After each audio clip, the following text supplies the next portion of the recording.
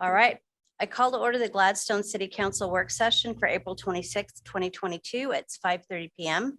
The City of Gladstone is abiding by guidelines set forth in House Bill 2560, which requires we make all meetings accessible remotely through technological means and provide the opportunity for the general public to participate to the best of our ability. Therefore, this meeting will be open to the public both in person and virtually using the Zoom platform.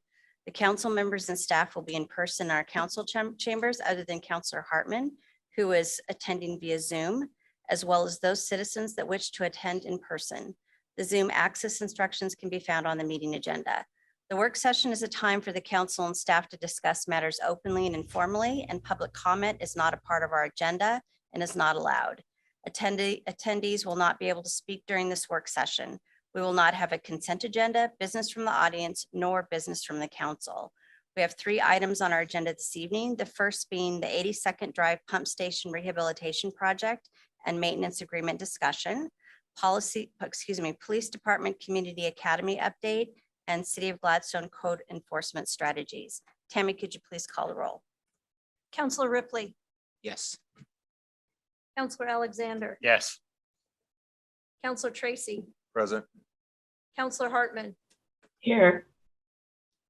Councilor Todd, Here. Councilor Garlington, Here. Mayor Stemple. Here, could everyone please stand for the Pledge of Allegiance? To the flag of the United States of America and to the republic for which it stands, one nation, under God, indivisible, with liberty and justice for all. Thank you. Before we begin the regular agenda, we will be adjourning to an executive session. The Gladstone City Council will now meet in executive session pursuant to ORS 192.660, Section 2D, to conduct deliberations with persons designated by the governing body to carry on labor negotiations. Recognized representatives of the news media and council authorized staff members may attend the executive session. All other persons must leave the room and are respectfully requested to do so now. Members of the media are specifically directed not to report on the topics discussed in the deliberations that occurred during the executive session. City councilors are similarly reminded not to discuss executive session topics and deliberations with any third party. This includes, without limitation, family members, other appointed officials, city staff and volunteers, members of the public, and members of the media. The presence of the media while the city's legal counsel is discussing matters with the council is not attended to, nor does it waive the attorney-client privilege that attaches to those communications and any related documentation. If a final decision on any matter is necessary, the council will make that decision when it is in a regular session. Thank you very much.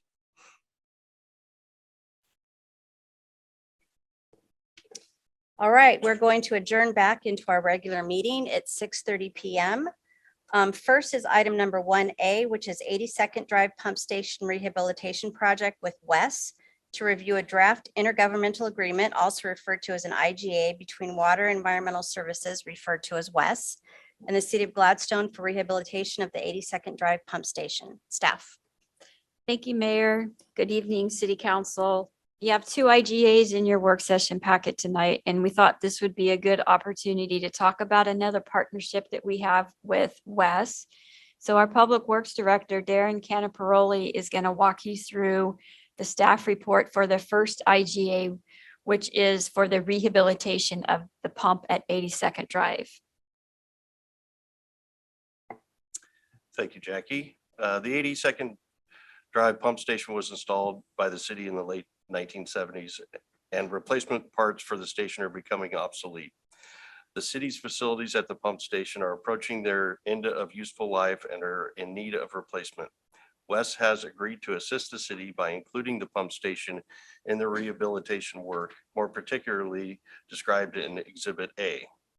This IGA would include the design of the rehabilitation and would be completed by January of 2024, with construction for this project scheduled for the summer or fall of late 2025.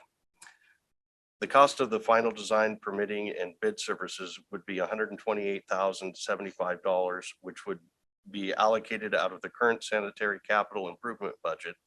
Additionally, the city would be responsible for actual construction costs estimated to be $600,000. This amount would also be allocated or would be out of the upcoming biennium budget 2023-2025, and also would be coming out of the sanitary capital improvement line item. Thank you. Do we have any additional comments? We have some West people on the Zoom meeting. Greg Geis, Chris Story, and Jessica, I'm hoping not to get this wrong, Renner. That works, okay. Any comments from anybody else from the staff level? Greg? Sure. Thank you. I'm kind of excited about this. You know, recently we worked together on an IGA for inflow and infiltration, where Wes will, financially support the city in those endeavors. I see this as an extension of that kind of collaborative partnership. We're all working towards the same thing. To the extent that we can help each other, let's do it. And happy to answer any questions. All right, Councilor Ripley, questions or concerns? I have one question. It's probably not quite on this topic, but it has to do with that area. We did a directional bore underneath 205 15, 20 years ago. What was put in that hole? Was that sewer or was that water? I'm not 100% sure which that is. There is a water line that is further north of where this pump station is. And then there's also the line that comes underneath 205 from this pump station over to roughly Arlington, over in that area. So I'm not sure which exact one you're referring to, but there are bores that go underneath the freeway, yes. Is that it, Councilor Ripley? Yes. All right, Councilor Alexander. So I went there, drove today to see it, and where the pump station actually is, about maybe 50 yards away, you got that big concrete thing coming up. It says they wrote purge number 20 on it. I got a picture of it if you need it. It's like a big, huge concrete pipe, and the top says purge 20. It's about from here a little bit past the wall from the pump station. What's that? Is that an overfill? Is that it? I have no idea what that is. I have not seen that, but I don't know if that has anything to do with the pump station. I don't know. I can't imagine that it would, but I'm not 100% sure on that. That's what I just wondered. So I mean, and the gate, have you been back there? You've I have seen- been ba- Okay, I so have been back there needs to be room to turn all that. So that's all going to be addressed. during- Yeah, and that is part of it. There'll be a new driveway that'll come in off of 82nd instead of right at the end of Edgewater that goes all the way down. So it'll come down off of 82nd Drive and go back to the pump station there. Are you gonna, is that gonna be asphalted or just gravelled or? It will be gravel for right now. Okay. All right, thank you. Mhm. Councilor Tracy, I don't have any questions at this time. Thanks. Councilor Todd, I don't have any questions either, but I also didn't drive down there because I didn't think it was allowed. And I have seen cars there recently and I didn't know if that was okay. So good to know. Councilor Hartman. I have no questions except I saw Miss Renner shaking her head, and so I wanted to give you an opportunity to say what you were thinking. Thank you. We did look at an alternative access to that pump station to come directly off of 82nd, but that would be an additional $100,000. And at this time, we didn't think it was of value. So improving the dirt access road gravel that goes back there, but not making an additional turn in off of 82nd, which is also ODOT right away and becomes rather difficult to make another driveway access. But we can discuss with Darren and the city. If you want to invest in that, we can look at that. Thank you. Thank you for answering. That's all I had, Mayor. Thank you. Councilor Garlington. I had a couple of questions that I had sent to the city earlier. One of them was on page 9-2, the bottom line, the force main piping. It said on the right that investigate for possible hydrogen sulfide corrosion in the discharge manhole and downstream sewer. Consider a need for corrosion protection. My question was, would there be additional fines in any way for that hydrogen sulfide corrosion, and the answer I got was no. So there's your answer for that. And then the property, I did not have a chance to look at this online. That whole property, it belongs to Gladstone in some way. I'm assuming that elongated diamond property. That is actually ODOT right away. It is ODOT right away. But ODOT right away, does that mean ODOT owns it or Gladstone owns it? I have property that's Gladstone right of way, but I have to mow the lawn, so. Right. We own the pump station that is in the ODOT right away. Okay, so whose job is it to maintain the vegetation around it? So we maintain the vegetation back to the pump station. Uh-huh. And then also along Edgewater, I believe it is, or whatever the road is there, we maintain the ditch line that goes along there. But we do not mow that entire section of right away. I was gonna ask you is it better left just the way it is so as not to invite too many people back in there? Typically, yeah, we don't like to have people go back into those areas. Okay. I had one other question, but I didn't write it in my book, so I'm gonna skip it and move on. Counselor Alexander? So where does Union Pacific come into play to that? Because if you go past that pump station and you go to turn, you're right at the railroad tracks there. How far off do they got to take care of or be responsible for? I'm not sure what their actual right of way Oh, is in okay. there. I know that if you look on the other side of the road that comes in there, you'll see a fence line that runs right along the sidewalk there. Yeah. That's edge of railroad right away there. So they have a swath that goes through there, but I'm not sure how far off of the tracks or anything is on that. I just wonder, we're gonna have to deal with ODOT and if we would have to deal with Union Pacific also or anything when we start working back there. Typically not really. I mean, we own the station and we go back there. Wes is back there maintaining it frequently. So it's not like we have to get permission to drive down the road or anything like that. Okay, thank you. All right, and I just wanted to say thank you to Wes for being such great partners. So do we have any other comments from staff? Yes, Counselor Garland. I do remember my additional question, so I'll just say it so that everybody knew what I asked.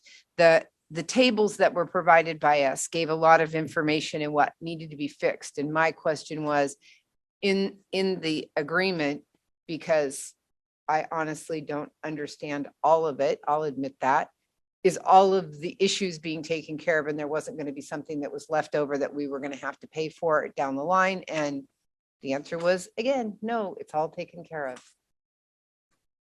That's all. Thank you.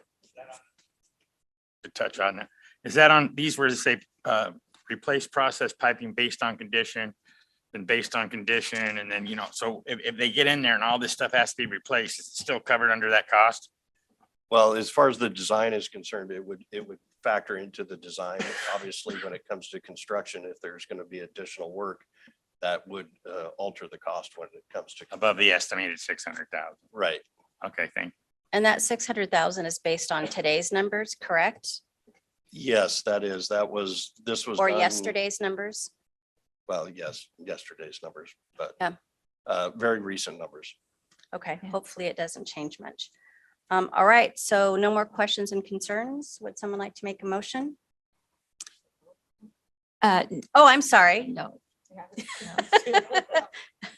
I'm combining too many things here. That's okay, but Mayor, I did want to reiterate the importance of highlighting our partnership with Wes because for the last 6 years now, we have had an incredible relationship and it's not likely that Gladstone would be moving forward on this project if Wes wasn't willing to step up and do the work with us on this. So we appreciate what they're doing to help Gladstone and fixing our infrastructure. And it has been a very good and cooperative process for us.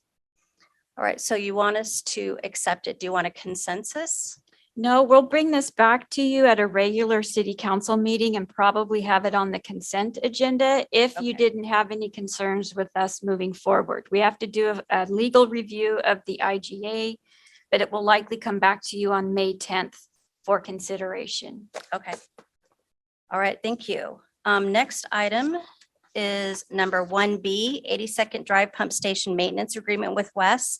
Review a draft intergovernmental agreement referred to as an IGA between Water Environmental Services, referred to as WES, and the city of Gladstone for maintenance of the 82nd Drive Pump Station. Staff.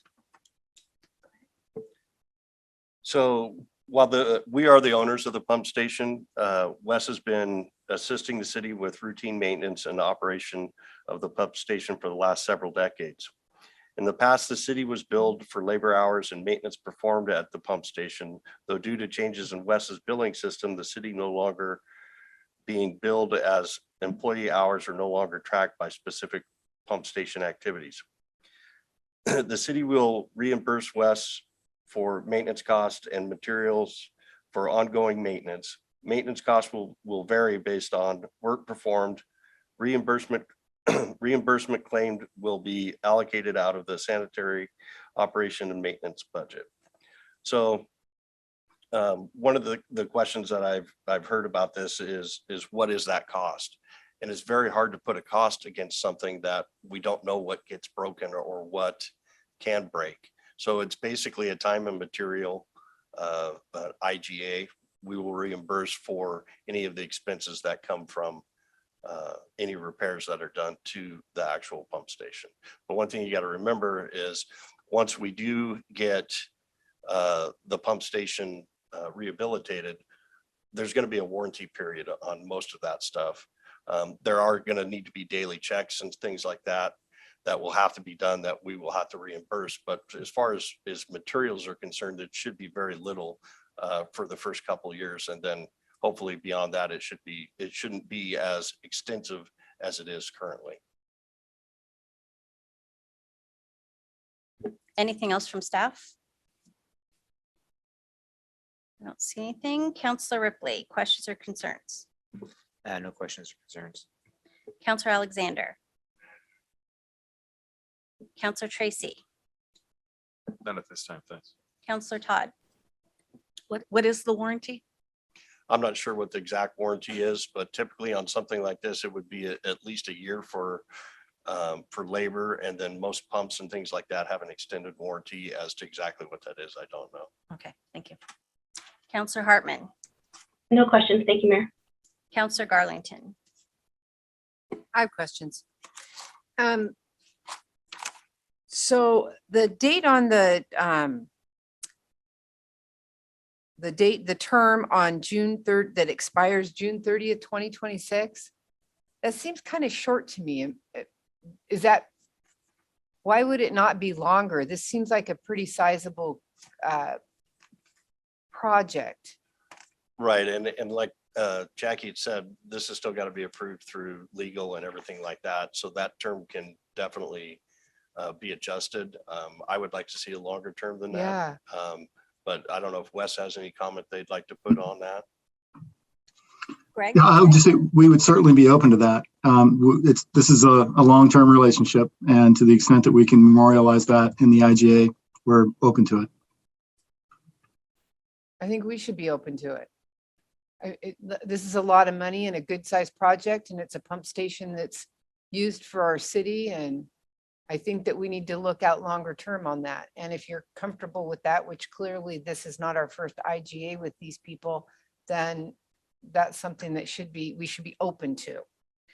On page 1B5, I wondered that blank line, who would that possibly be? Or their designee, which will act?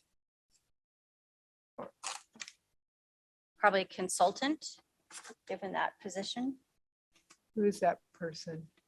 I don't think it's been determined yet. That's why Okay. it's blank. Oh, that's why I'm asking. It's directed towards Wes. I believe we were Oh, it going to, is. Okay, our field operations supervisor in case okay. position. So, Yes, ours would be the contact information below that. Got it. Okay. And then on the next page, the F on 1B6, number F, how do you know that there's this is very scary reading there. How do you know that something hazardous has happened like that warrants, the bells to be rung and the lights to be flashed? Is that a water testing thing that's done regularly, or how do you know that? Darren, do you have an answer for that? Yeah, I'm reading it. Okay. Okay. Sorry. I see Jessica is also reading it on our side, so.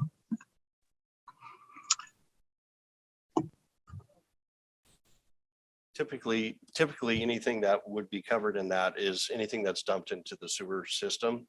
I mean, I think most people would think it's just sewage, but we obviously get other items put into the sewage system. Right. I believe they do testing. I don't know if it's prior to it going to the plant. But I don't know if Jessica, if you want to add anything to that. Yeah, we don't test, we have a gas test, air quality, so that employees, when you open a sanitary sewer, it's not going to overwhelm you with fumes. I think that's just our source control handles discharges like that. And it's kind of it's in our rules and regulations that you don't discharge anything. So I think that's just a kind of coverall. And unfortunately, working in wastewater is scary and dangerous. So we never know what people put in, but we take precautions. And to extend that conversation, Chris Story, with Wes, this provision is specifically related to when the city would use a product. It's not about general discharges into the system, which does happen. We actually coordinate with fire departments and others. Sometimes firefighting foam gets used and then it washes down in the sewer, and that can have an impact on the treatment plant. But this is really around the idea that the City of Gladstone's public works folks or their contractors might be doing something at the pump station, spraying chemicals to eliminate brambles or something like that. Just let us know so our employees how to do it. And typically when you get hazardous materials like that, up to and including bleach, you get a material handling sheet that just says, here's the safety precautions you need to take when using those materials. So we just want to make sure that our employees aren't exposed to something that might cause them harm. Okay, thank you for that clarification. That was all for me. That was it. All right, any other questions or concerns? Nope, doesn't look like we have anything. Anything else from staff? Nope. Nothing further on this project. Thank you. All right, thank you. And thank you, Wes, folks, for Yes. being on the meeting. Thank you.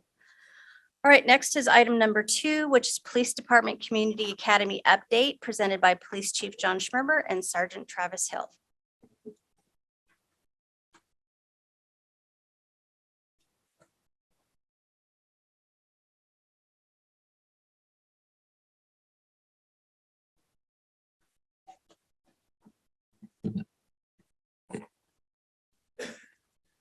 Good evening, council, mayor. It's a little different for me coming up here, not asking you guys for things outside of a conversation. Not giving you an update on different things, but more importantly, having a two-way conversation on basically the next two items. We feel very strongly about this first one, which is the Gladstone Community Academy. It's one of our strategic goals we identified in my first year here. I'm on my third year. Unfortunately, the last 2 years, we've been through quite a bit as a country and as a state and as a city. So I just kind of wanted to update you on one thing that we're going to push forward, which is the Community Academy. And we feel it's important for our community to understand and know what their police department does, how they operate, how they hire, what our values are, how we train, what our sort of mottos are, and how we operate. I invited Sergeant Travis Hill along with me. He is actually the designer of the academy, and I'd like him to go through and share anything with you, share as much information about the academy with you, and then answer any questions you may have or any ideas that we haven't thought of. So Sergeant Hill, go ahead. Good evening, council. Excuse me.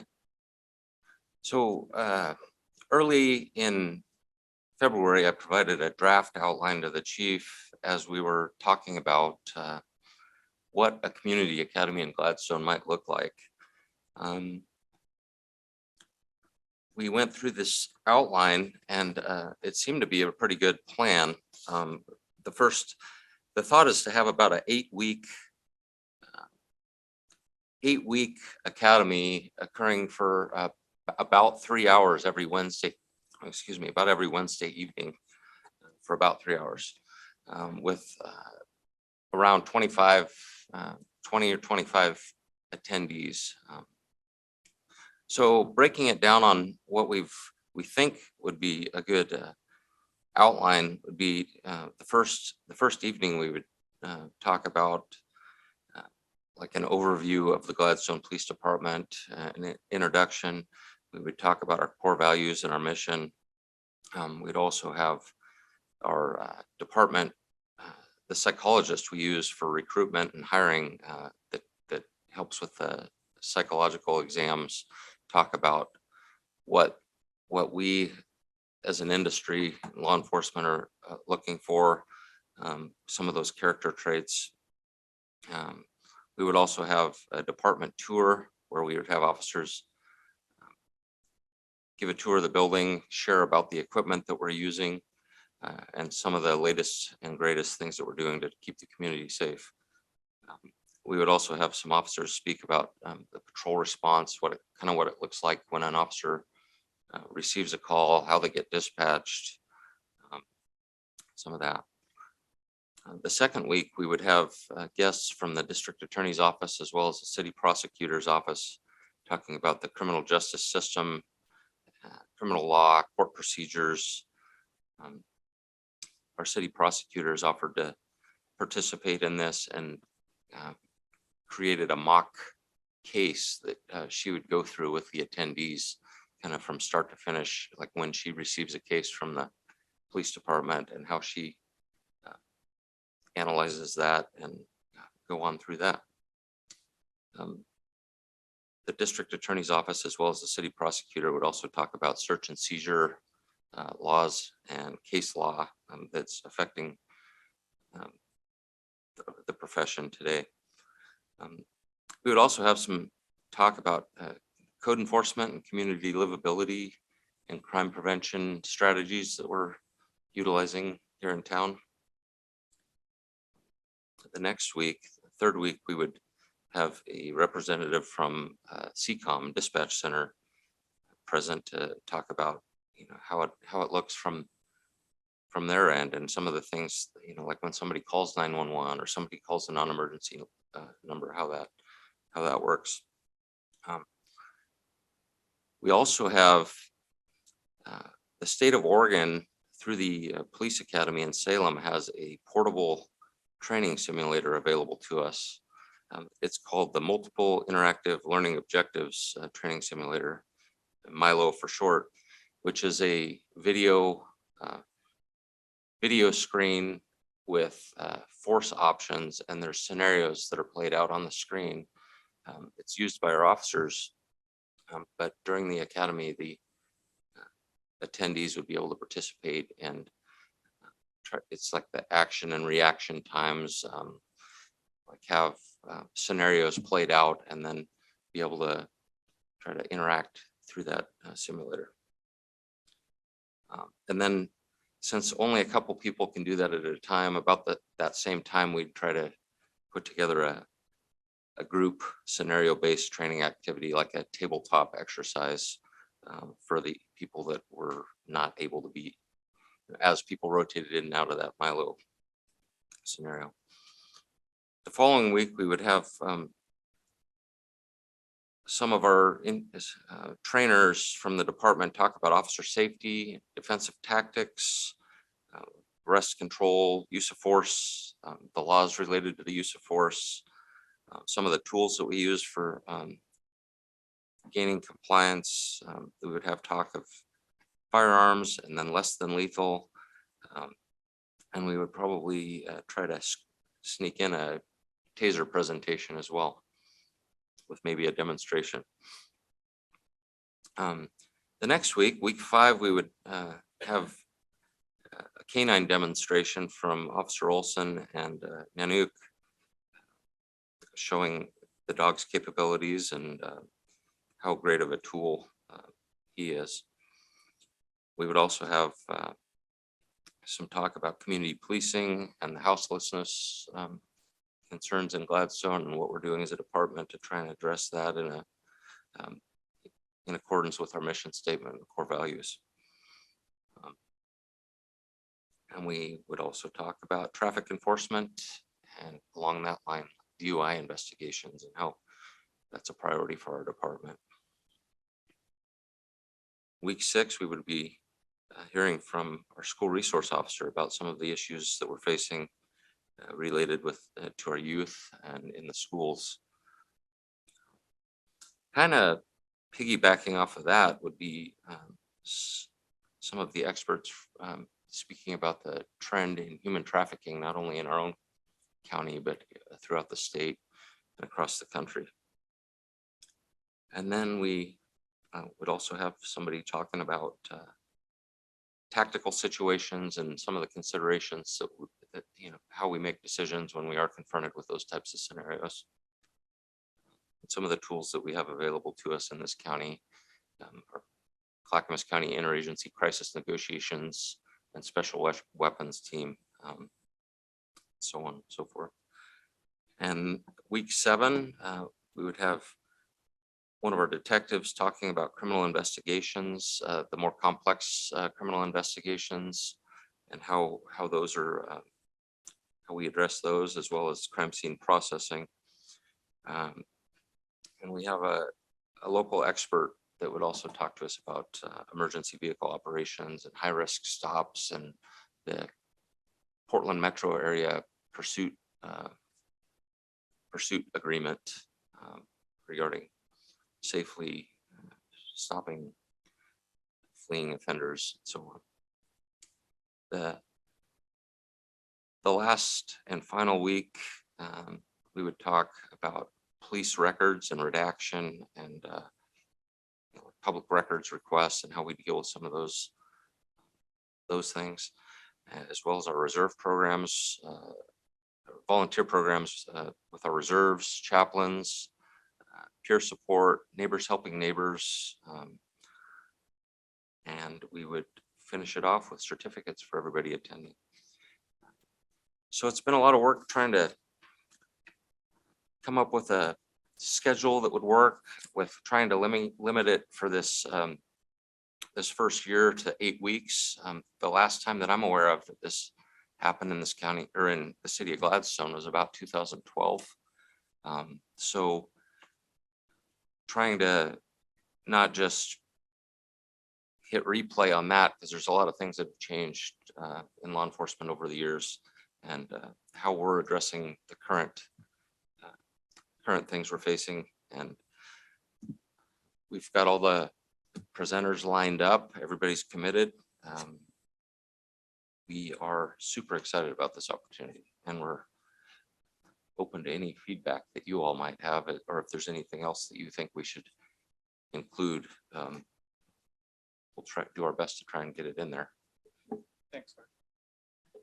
You know, one of the things that's we're really excited about this. This is like 2 years overdue as far as I'm concerned, but we can't control that. So again, a little different. We're coming to you with information of things that we want to do. We want to do outreach to the community. And I think this is one of the best parts, creating an environment for them to understand and learn about Gladstone PD for Gladstone residents and community members. And I think that's what's important. I can't control what goes on outside the borders of Gladstone, but we can control what kind of goes on here and get a good understanding. So we're excited about it. We're excited to move this thing forward. I would ask that at least 2 counselors participate in the community academy as we move forward. But I think it's going to be exciting, but it's going to be long, and there's a dedication when you sign up for it. There's an application process for people to go through. So we've kind of mirrored this off a couple different agencies that have conducted community academies for a while. This is the first one. The last one I heard in 2012 was kind of a joint academy with like the sheriff's office and other local jurisdictions. This is strictly Gladstone. I think our community wants to know what we do. So anyhow, we're excited about it. Wanted to share this with you, wanted to share this with the community and everybody who's listening and about what we're doing. And we'll offer up any questions or two-way communication on things. So I was in that 2012 academy and it was so much fun, except for two things, which was the pit maneuver training at Meldrum Bar. That was terrifying. And the medical examiner's presentation was, oh my gosh, I'm so glad that's not on your list. well, one, we don't do pit here because we don't train for it. And two, the medical examiners, I can't even do those anymore. Oh, it was awful, but Milo was fun. That was a blast. All right, Counselor Ripley, any questions? I think I have a few questions. I'll combine them all into one and give the floor back to you. The first question would be on the demographics on who and where. Do you gotta be in Gladstone? Is there an age limit? And then my next question would be, once people are all done doing this and they get a certificate, are we going to utilize their knowledge in the future, or is it just a one-time thing, show up and we're going to tell you what we do and then go away? I will answer the first part, then I'm going to turn it over to Sergeant Hill. No, we hope to get volunteers. We hope to get, be able to bounce a lot of things off our community members once they truly understand what we do. Because I think a lot of people in the community don't understand how we train, why we train, what we do and why we do it. And I think that's important. And we're also going to be able to learn from our community too. They're going to be able to provide us with information. Why don't we do this? Or why do we have to do this? So it allows everybody to think. So the utilization, it's although not clear, we hope to get volunteers out of the mix at the same time. So as far as the demographics go, the plan right now, from now until about the middle of June, is to just continue fine tuning our outline and making sure, like, double and quadruple confirming that all of our presenters are going to be available, and then trying to have a backup plan for some in case somebody is out, and working on those types of things. Around July 1st, we're planning on putting it out on social media, putting it out in the new Gladstone newsletter, hopefully on the city website, and to start accepting applications. One of our asks, because it's 8 weeks and there's a limited amount of space to accommodate this, is that those that apply for it can commit to at least coming to 7 of the 8 sessions. If they can't do that, then we're going to ask that maybe they wait till the next time. At this point, we're hoping to make this an annual thing, and then at some point, once it's a well-oiled machine, maybe a couple years down the road, maybe it could become a twice-a-year thing. But putting it out at the beginning of July and then closing it about the middle of August, and then from about the middle of August to the end of August, we would review those and make sure there's no red flags as far as, obviously we can't have felony, there's safety considerations and all that. So we need to screen the applications and then notify the people that are selected that, and then continue on with that for hopefully around the beginning of October. The one thing that's important to remember is this is our first one. We're keeping it to 8 weeks. We know there's going to be hiccups. There always is. And we're going to learn from those. But at the same time, we think this is going to be a great opportunity for the community and for us. One other thing that I didn't previously mention was that we're going to encourage ride-alongs after the academy by the attendees, maybe a couple ride-alongs. Those will be optional, but that's a very insightful experience for people that haven't done that before. And looking at the timeline of the academy, it comes, crosses over Thanksgiving time, and I'm just trying to be respectful to everybody's schedules and everything. We didn't want to drag the thing on and have the ride-alongs be like, quote, mandatory part of the actual academy, because typically people do that for 4, 6, 8 hours, and so we didn't want to. That answer your question, Council? Thank you. Counselor Alexander. Sign me up. I want an application. I want to go through that. I want to do that. Yes. Great idea. Thanks. Counselor Tracy. Thank you, Mayor. Sergeant Hill, thank you for this presentation first, and it looks like it's a very thorough syllabus. I mean, there's a lot going on in there, and that's fantastic because I think you need to keep their attention. So this is a lot of training for the folks, and it's a lot of information for them. I would suggest that maybe you reserve a couple of seats for, community advisory group type people who might be able to take this message back to the groups that they do outreach with or folks that they work with within their community. They could be kind of the folks who are raising their hand first and not being fearful to come forward and do this. And I think you, Chief, you know what I'm talking about. So if you could capitalize on 2 or 3 slots for those folks, I think that's an excellent way of integrating them into the knowledge base that they need for the police department so that you can kind of dispel some of the information that might be out there, but also give a group the opportunity to continue pushing folks towards this learning opportunity. It looks like fun. It looks like a lot of really good information. And it also looks like a lot of information that can be taken back into these other different communities that are within our community and shared with folks, and kind of eliminating some of the fear factors that they may have with the police department. So it's an excellent presentation. I think it's a fantastic outreach tool. Travis, I think the way it was presented with regard to the items that are in each of these 3-hour sessions. I think those 3-hour sessions are going to go very quickly, and I don't think people will really have any problem going to those sessions. So thank you for this. And thank you for the tips. Thank you. Counselor Todd. I know that you're playing it sort of by year at this point since this is new, but is it going to be 18 and older, or is it going to be? It likely will be 18 and older. Okay, because that, the high school could have Yeah. some opportunities there, but depending on where that lands, that was more what I was wondering. And besides that, everybody else has answered the question. Counselor Hartman. Thank you. I personally am very excited to see this come to fruition. I too would also like to raise my hand. If I can figure out childcare every Wednesday, I'm definitely in. I think it's so important to congratulate you all on separating yourself and doing such great work and separating yourself from all the chaos that seems to surround us. And for me personally, I really want to make sure that we're highlighting that and highlighting, like kind of touched on earlier, Chief Schmerber, that we're Gladstone, we can control what's in Gladstone, and we can be a shining example of how community and police can work together hand in hand. And I think that you all have done a really great job of that amidst some of the, stressful times the past couple of years. And I would love to see that sort of highlighted in maybe it doesn't have to take a whole hour or whatnot, but just really highlighting, that although, there's all police departments, we are Gladstone, and this is how we operate. These are our values, and this is why this is so important. And it sort of bleeds through, the work that you all do.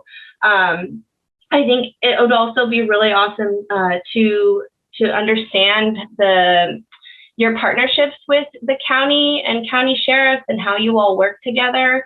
I know that I hear that a lot and how that sort of operates. And I know that, this is the first one, but in the future, it would be really awesome to open up the door for some Spanish translation, being that it's, 13% of our demographic here is of Spanish descent. And so seeing that in the future would be really awesome. In terms of demographics, I'm curious if non-citizens would be allowed to apply. And I asked that similar to what Counselor Tracy was touching on. Non-citizens typically are the most hesitant to work with our police departments. And so to get someone involved in this, to have that sort of education and connection, I'm just curious if that is an option for someone who is here, on a green card or whatnot, or a visa, if they will be allowed to participate. Yeah, that's a good question. And I mirrored it off another organization as I was talking with the other chiefs. That's what we're calling the Community Academy. We don't deal with immigration laws. Perfect. We stay away from those. One, we're bound by law to stay away from those. That's not our job. It's not our responsibility. Our responsibility is our community, which is why it's called the Community Academy. I love that. No, thank you for clarifying that. I think it would be an awesome opportunity to provide that, education for those hesitancies. And then lastly, I just, was curious, and when we talk about houselessness, if there would be, and you don't have to answer now, but just sort of discussions on like that process, like who are our partners, how can we, connect, like where do people go? What sort of houses and connections? Is it Northwest Housing Authority? Like sort of who are those partners and how can we help to like uplift that? And I also just want to echo what Councilor Tracy was talking about in terms of our other partnerships, like organizations that are in this county that are doing this work within their own communities to bring together community and police, and hopefully we can have some representation on that so that we can say like, look, this is how well we are doing in the city of Gladstone, and this is how we do a great job of connecting with community and take care of our folks. And I just again want to commend you all for doing such a great job over the past 2 years. So I'm excited for this program nonetheless. So thank you. Thank you. Counselor Garlington. I just think this is a really well thought out program that you guys are offering. And my hats off to anybody that's able to do this first one. And just kind of going off of Counselor Todd, I would love to see a couple of spots opened up and for a high school student, and possibly talk the school district into giving them some sort of credit for completing the class.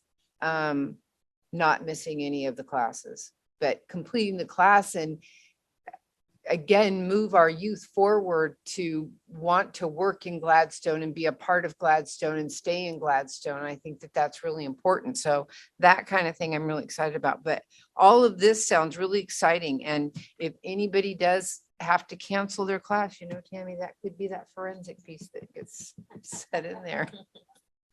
So good luck to everybody that can do this first class. Well, we anticipate this being an extremely heavy lift for us this first go around. So it's gonna be interesting. There'll be some hiccups. Have you thought about partnering with another agency? I think we were doing Milwaukee last time. We did. But I think that defeats the purpose, I Okay. think, of what we're trying to accomplish. And we did think about, maybe we pull in a Milwaukee or the sheriff's office or OC and Gladstone, and we work well with all of them. We've got great personnel, great people, great chiefs. But I think I want it to be Gladstone. I'm just kind of stubborn that way. Well, good luck. Any other questions? I don't see anything. All right, so we're going on to item number 3. City of Gladstone Code Enforcement Strategies presentation by Police Chief John Schmerber and Sergeant Jim Leak. Thank you, Travis. Thank you. Here is another one. It's just, I want to just have a conversation, two-way conversation on this. I know at times this could be a hot button topic. At times it can just be I don't know another way to put it. Code enforcement is very difficult. It's a difficult process to go through, difficult in a lot of different ways for a variety of different reasons.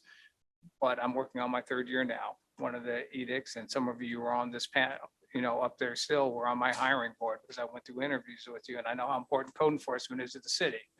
I think that we've made a difference here.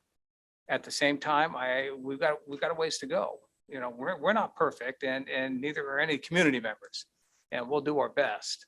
But one of the things that I want to move forward with and talk about is share a little bit of information, a little bit of data, especially over this last year as we got our feet really truly underneath us.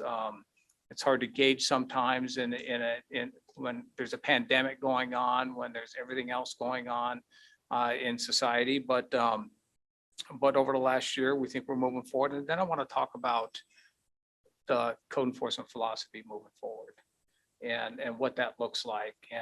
And the important thing for me is that we're all on the same page. And I know there's community members probably listening to this.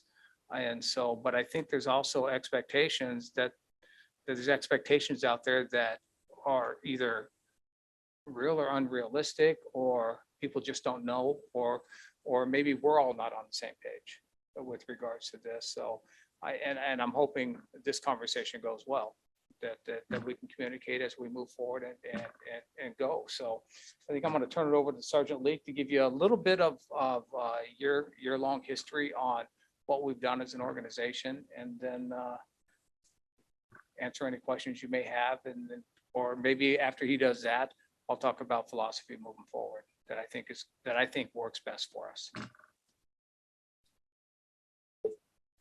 Council, thank you for having me.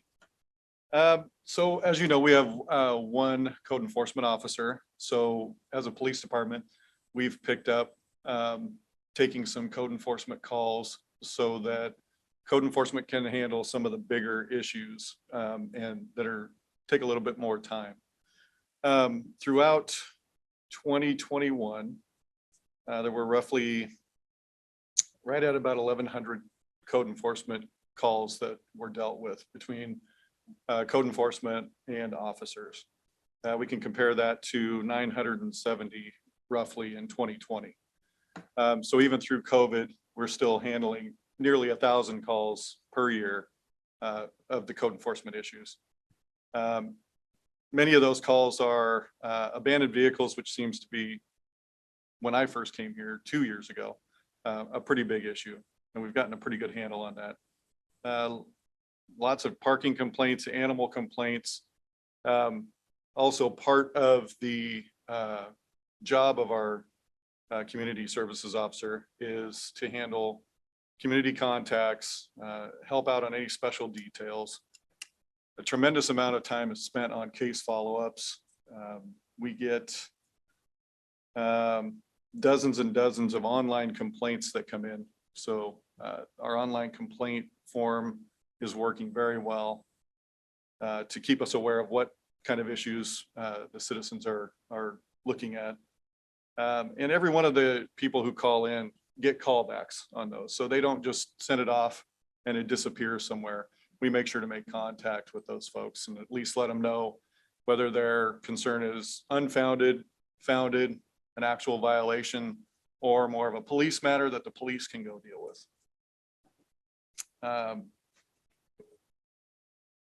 We also deal a lot with premise checks. You know, even some of the old transient camp areas, those areas are checked by officers and by the CSO. And our CSO also handles, he's kind of our backup for property calls, covering the property room, assist with Mark 43 and other computer issues, and helps cover the front desk. So we stay very busy with lots of duties to do. And he also helps on roughly 40 calls last year that were police related, police calls, traffic crashes, you know, major calls that maybe officers need some traffic control, but there's only 2 of us on and we need to handle the call. The CSO program has been very successful in that way. So we've tried to concentrate on addressing the community issues through code enforcement where we can, even the officers and the community services officer as well. One of the things that was important is, and I remember you saying this 3 years ago, is can the officers help with code enforcement? Can the officers get involved with code enforcement? The answer to that question is yes. The answer to that, and we fulfilled that obligation, and it's working out well. Do we have ways to go? We absolutely do. There's some things that take time. Code issues just don't go away. You just can't solve them in 24 hours. I probably know of a couple, right, that we can think of. The pallet issue, where it takes a while. The Manor House, it's taken us 3 years to get to where it is now, right? That you know, that was inherited when we got here. So certain things take a while and there's certain processes that need to go by. And unfortunately or fortunately, we work through Clackamas County building and planning, right? So there's sometimes that slows us down too. But nonetheless, we just kind of want to give you that update. And what's our philosophy moving forward? We've tried a couple different things. We try to be proactive and dealing with stuff.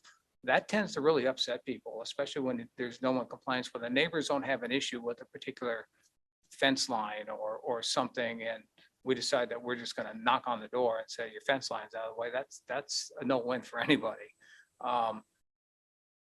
And that's just one example. It may be a good or bad example, but nonetheless, complaint driven is really what we're looking for. A lot of these complaints, if not 95% of these complaints, are complaint driven, with the exception of public safety issues that we have to deal with that are code related. We will absolutely deal with those without a complaint. So we'll be proactive in that area. But for the most part, we stay really busy with regards to just complaints. And they seem to go all over. And we do have that philosophy of, one, we want to work with them. We're going to talk to them. We're going to give them a correction notice.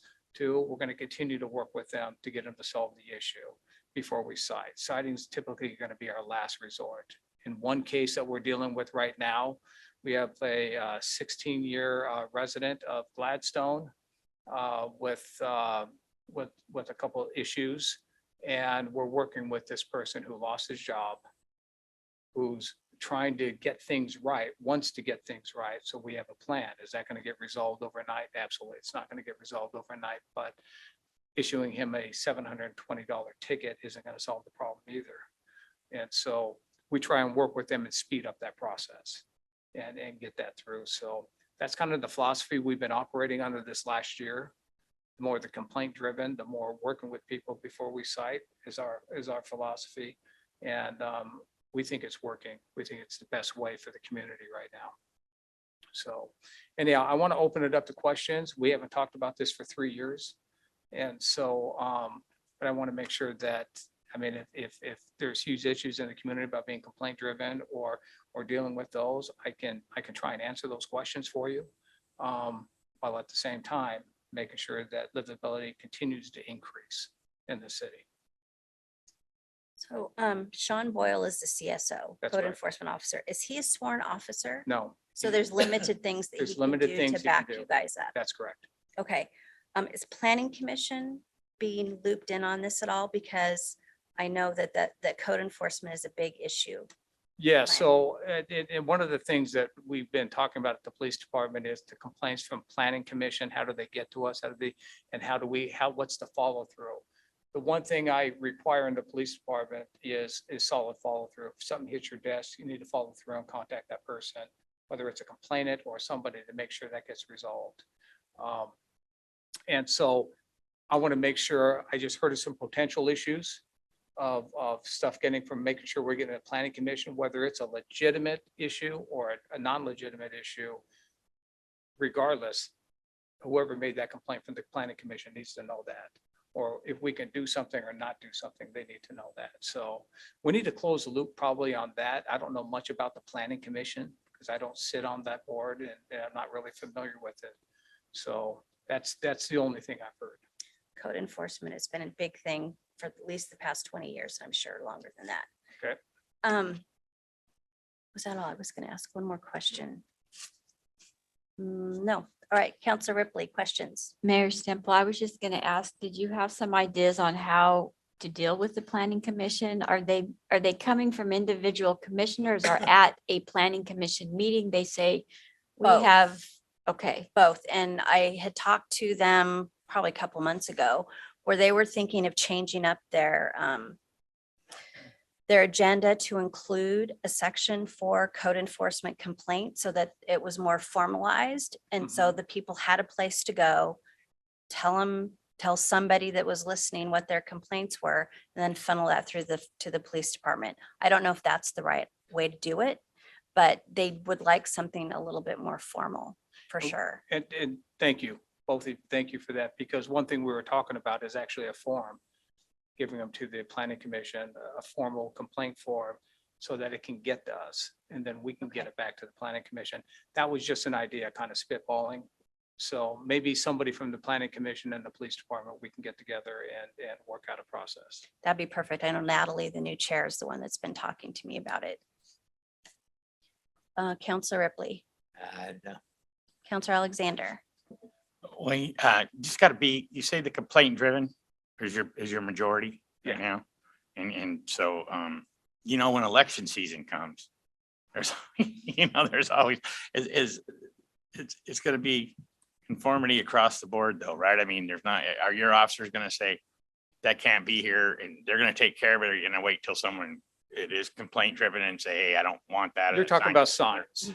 Yeah, signs. You're It's a talking big- about yeah. signs. And- That's gonna be a big issue And this coming is, up. this is an absolute no win for the police department. I can Okay. tell you that right All now. right. That's- We will aggressively remove signs from the right of way.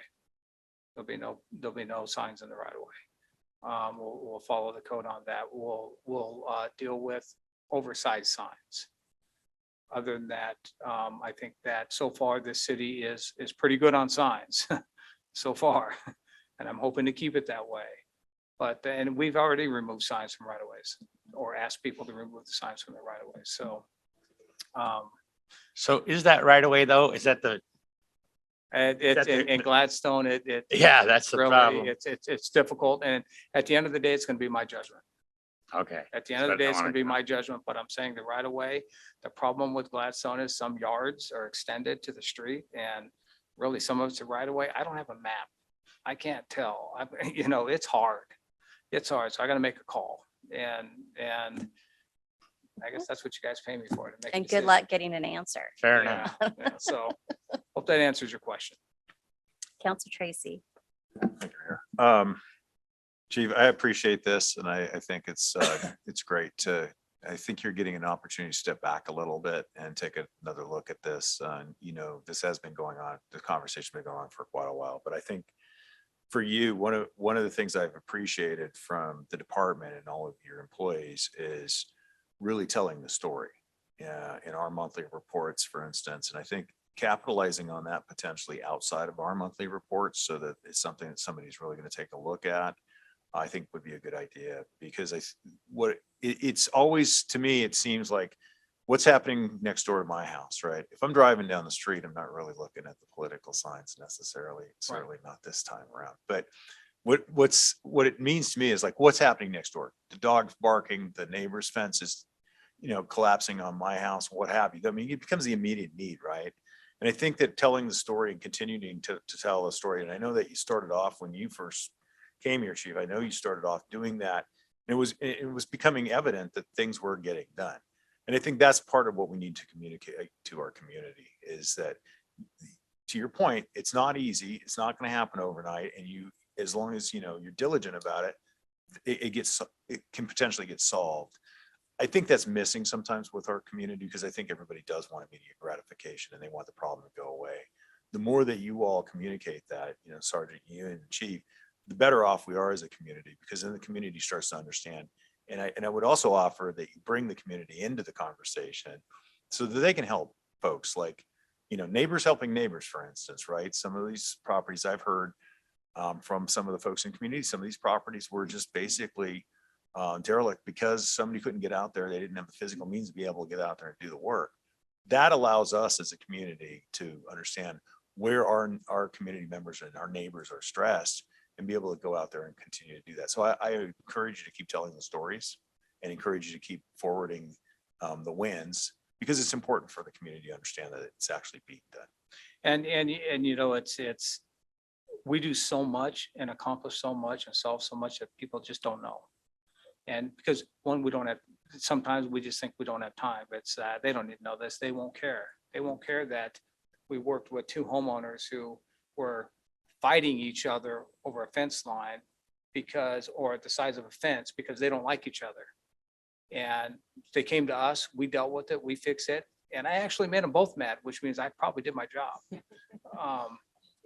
And it's resolved, right? But that's a great point. That's a great comment. And I think now that we're kind of out of COVID, we can all meet, we can start doing some other things and then the community academy is just the start. And it doesn't matter. I mean, unfortunately, this is true in this country and in probably a lot of other countries. It's not what you do right that's going to be recognized. Yep. Okay. And we have to flip that mental model somehow. And I think when you get out there and you start to make people feel less angst ridden and you start talking to them about options and you start to bring them into the process and it becomes their idea sometimes, that's when you're going to start getting that recognition because somebody's going to come along and say, Hey, you know what? Actually, the chief came out and he was with the code enforcement officer. We had a conversation. It didn't go that bad, right? Right. Even if it doesn't go their way. Right. So just, just some observations. No, I appreciate it. Thank you. Counselor Todd. Hi, Chief. We've talked about this a lot, right? Yes, we have. Yes, we have. We've talked a lot about this. I would say first and foremost, a majority of our community has no idea that it's complaint driven. I really believe that. Everybody I talk to, even people involved in neighbors, helping neighbors, had no clue that they actually had to hop on the computer or make a phone call. They assume that as they're driving up and down one of our streets and they see a motor home parked there for a long time, maybe somebody's living in it, whatever, they assume if they see it every time, that one of the officers are seeing that. Right. So is that complaint driven as well? Yeah, so if we notice an abandoned vehicle, we've been pretty good about noticing yeah. abandoned vehicles, and the streets are pretty clean. Mhm. So we'll deal with that, but we may not notice it. I'm looking for other things. I'm not necessarily looking for the abandoned cars, and this is great for you. Hopefully there's a bunch of community members out there, because our officers are looking for car prowls. Our officers are looking for things that are going to make you unsafe. And so these other calls that come in, oh yeah, well, yeah, I've driven by that 20 times over the last month and it's still there. Then it'll dawn on them, but we've got so much going on, so much multitasking going on. Sometimes we're going to miss it. And that's where it's important to be complaint driven. We won't know a fence line. We won't know the height of a fence. I've driven by fences and I'm pretty familiar with the codes now here in Gladstone. And that fence is a little tall. But if the neighbors aren't complaining about it and they like it, and the homeowner likes it, who am I to go up and tell them their fence is too tall and they just put it up and they're gonna have to cut it down or trim it? And so there's got to be that balance. And I think that, we're here to help serve. We're not necessarily here to punish. Right. I just And- wonder if you have any ideas Yeah. of how to get that out there more, because I I think- talk to people all the I time. think and it's by word of mouth. I think we've got to, and maybe we'll put a statement, maybe that's my next monthly report message that we'll put out. If you see something, say something. If it's bothering you that much, if you see something, say something, especially about code enforcement. We'll contact you, we'll go out and look at it, and we'll follow through with you. It's really so easy now. I mean, when I first got on city council, I looked at the code enforcement and the complaint. You had to print it off. You had to, write it in, and then you had to go drop it off at the police department. I'm like, hey, how about a fillable PDF? And There you went. yeah, and this is exactly the reason why we brought this to the table.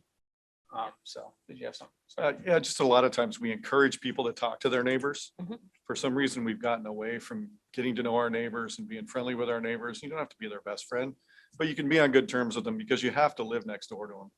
And we encourage them to, have you talked to your neighbor about this? Well, no, I don't want to cause a problem. Well, sometimes you talk to the neighbor and you're of like mind. Yeah, it's And you definitely, I never think know. we're in just that different time frame where, when somebody knocked on your door, when I was a kid or whatever, you ran to the door excited to see who was there. Now somebody knocks on your door and you go, were you expecting somebody? That kind of thing. Check your phone. Cameras. So yeah, I thought that's my biggest thing, is that getting that out so that people know that it's, just fill out the form, make a contact, make a phone call, whatever it is, because it might not be noticed. Right. Or it might be already being dealt with and you don't know that it's already being dealt with. And how is helping neighbors going? Is that going? Yeah, it's slow. It's going. We got one summer, they did a couple homes. One was probably a little bit more than what we bargained for, Mhm. or what Ralph bargained for. Mhm. I'll give Ralph all the credit. He gets after it pretty well. We're hoping we're gonna see more. We've got a couple lawnmowers in our bay that were donated by the community. And so we're getting stuff. And we're gonna continue to try and build that. We're gonna, as we start in our tabletop, we'll talk about the different volunteer groups that we want, to look at bringing in and so on to help. And so, it's just interesting. It's moving, probably at not at the same pace that anybody anticipated, because it's a little bit more difficult than what we anticipated, because there's certain requirements to use neighbors helping neighbors, right? Mhm. It's kind of like if you're not willing to, 10 inches is the height of your grass, then it becomes a nuisance, say. But if you're capable and you have the tools and you're capable to mow your yard, but you just don't want to, and you want neighbors helping neighbors, I'd rather give you the $720 ticket. Mhm. We're looking for people that don't have the ability to take care of that work. Some of our seniors, some of our disabled. And that's who we want to help. That's who needs the help. Thank you. Counselor Hartman, I have no question. Thank you.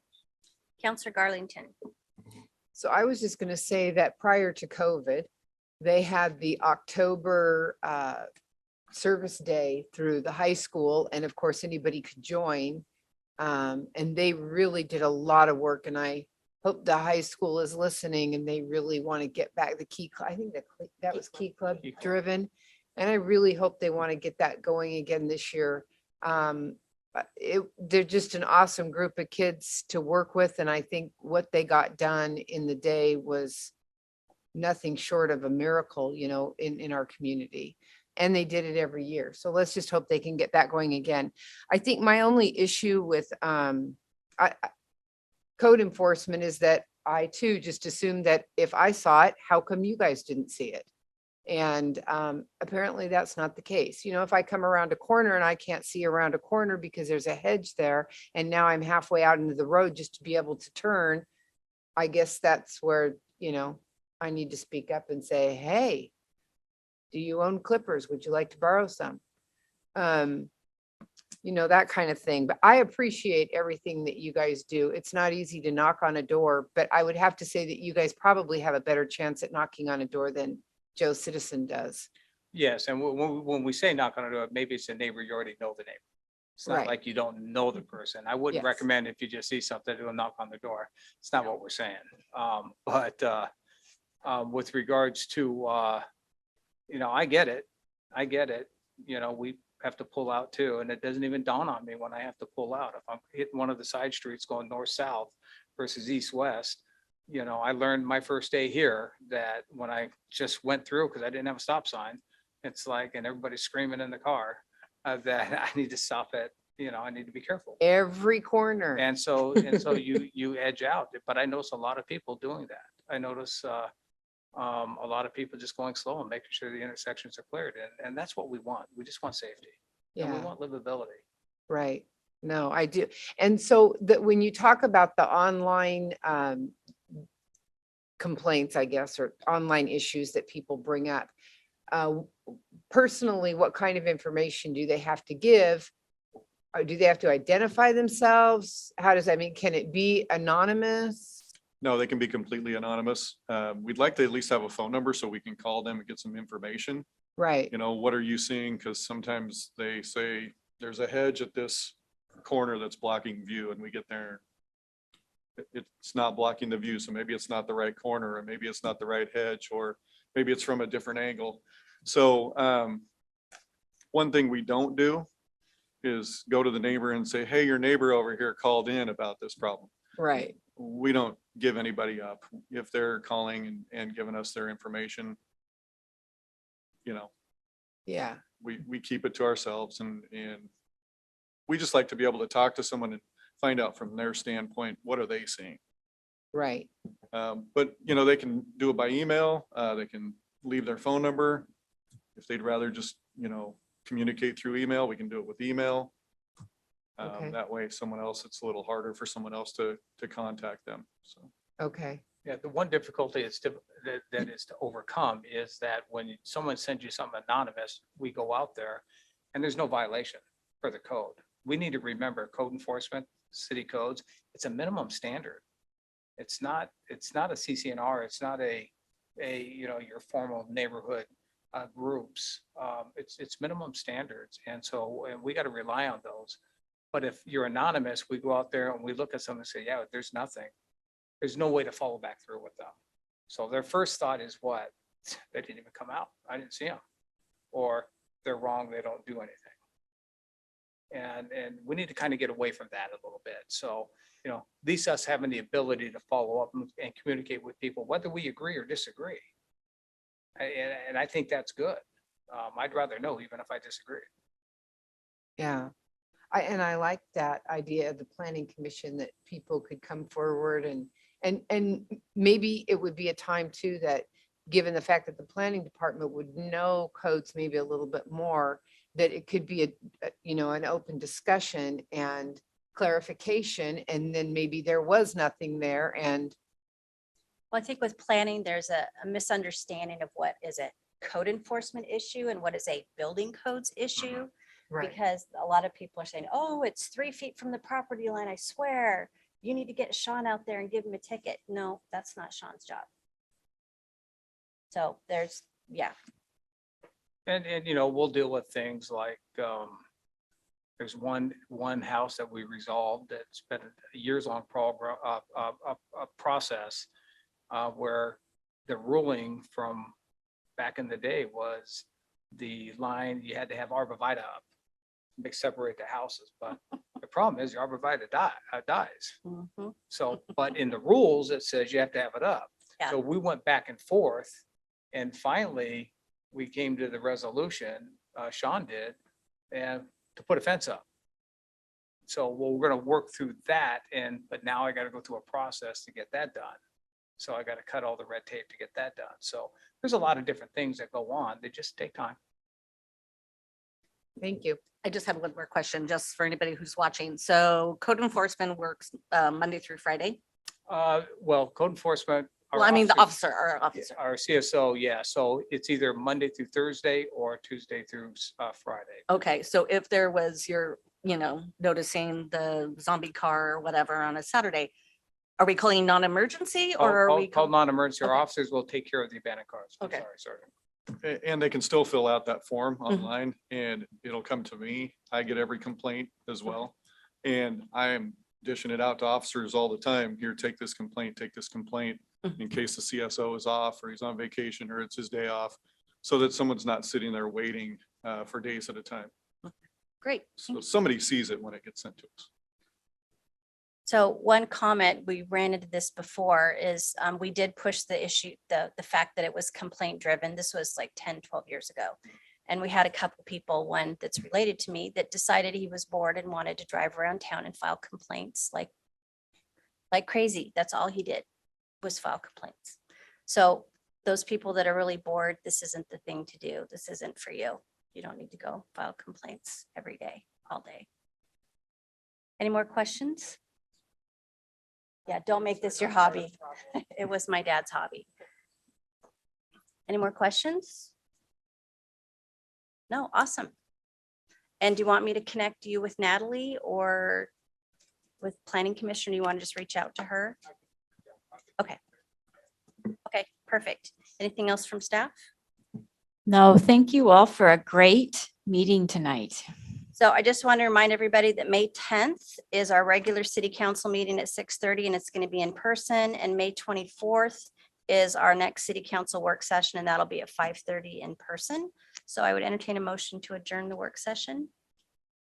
So moved. Do I have a second? Second. Motion was made by Counselor Tracy and seconded by Counselor Todd to adjourn the meeting. Any questions? Tammy, could you do a roll call vote, please? Counselor Ripley, Yes. Counselor Alexander, Yes. Counselor Tracy, Aye. Counselor Hartman, Hi. Counselor Todd, Aye. Counselor Garlington, Yes. Mayor Stemple. Yes, meeting is adjourned at 7:45 PM.